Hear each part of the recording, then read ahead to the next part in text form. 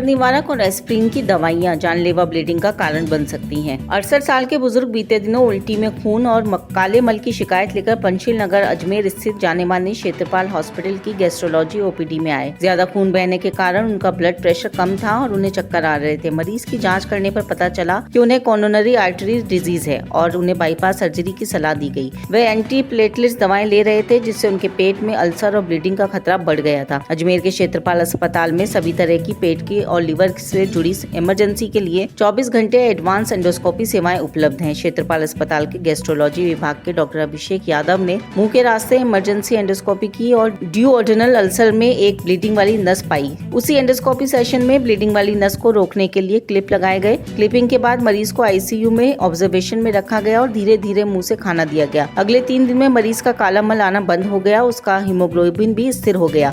मरीज को वार्ड में शिफ्ट कर दिया गया और उसके दिल की बीमारी के लिए फिर से एंटीप्लेट्स दवाएं शुरू कर दी गईं। उसे स्थिर हालत में डिस्चार्ज कर दिया गया है। आइए आपको दिखाते हैं, कुछ जानकारी दे रहे हैं डॉक्टर अभिषेक यादव। मैं जितेंद्र कुमार जैन, शास्त्री नगर अजमेर। मेरे को 3-4 महीने से पेट में दर्द हो रहा था। गैस्ट्रोलॉजी की गैस की तकलीफ हो रही थी। बार बार टेम्परेरी दवाई लेता था, परेशान हो रहा था। फिर मेरे को आज के 8-9 दिन पहले सुबह से एकदम तबीयत मेरी ज़्यादा ख़राब हो गई, ब्लीडिंग हो गया था। दिन भर बेचैन पड़ा रहा था। फिर हमारे बच्चे ने किसी से मालूम करा तो यहाँ क्षेत्रपाल हॉस्पिटल में डॉक्टर अखिलेश यादव साहब है, उनके पास हम शाम को आए थे। उन्होंने मेरे को एडमिट किया।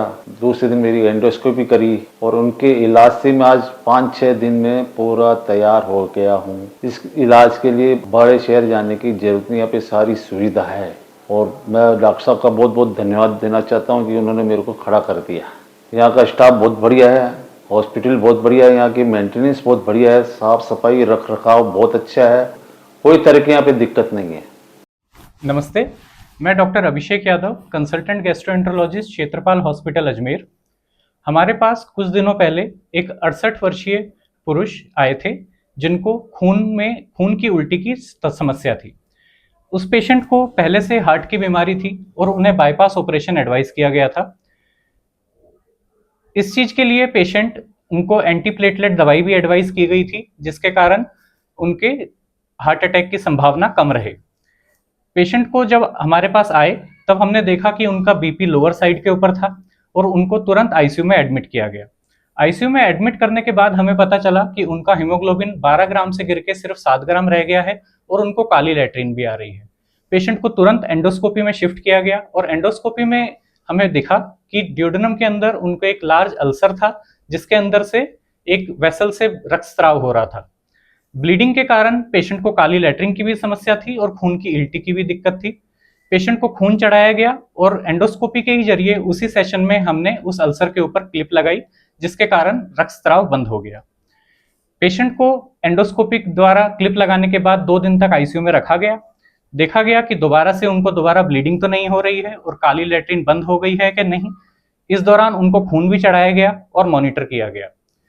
जब वो पेशेंट इंप्रूव हो गए और उनका ब्लड लेवल फॉल करना बंद हुआ, तब उन्हें आईसीयू से बाहर लिया गया और कार्डियोलॉजिस्ट की देखरेख में उनको दोबारा से खून पतला करने वाली दवाइयां शुरू की गई। इसके उपरांत पेशेंट को 2-3 दिन बाद फिर से छुट्टी दे दी गई और उनको ये सचेत किया गया कि आगे से कभी भी खून की उल्टी या काली लैट्रिन की समस्या रहे तो तुरंत चिकित्सीय सलाह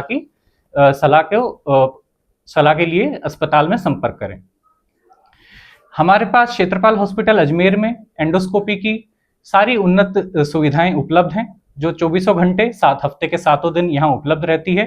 हमारा ओपीडी समय है सुबह 10 बजे से शाम के 5 बजे तक, सोमवार से शनिवार। धन्यवाद।